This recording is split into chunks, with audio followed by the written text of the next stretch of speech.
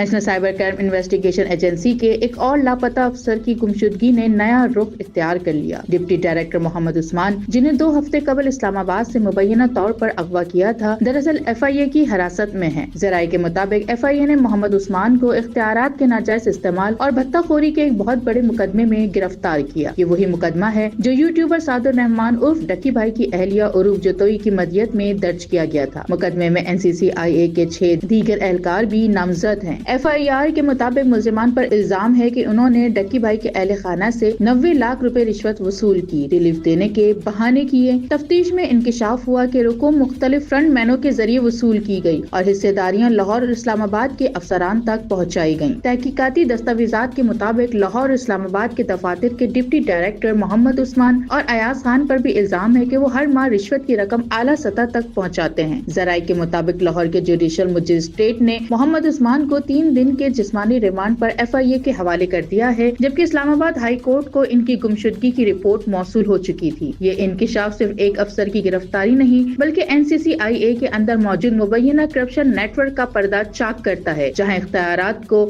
ذاتی مفاد کے لیے استعمال کیے جانے کے شواہد تیزی سے سامنے آ رہے ہیں۔ سوال یہ ہے کہ جب تفتیشی ادارے خود تفتیش کے دائرے میں آ جائیں تو انصاف کی ضمانت کون دے گا؟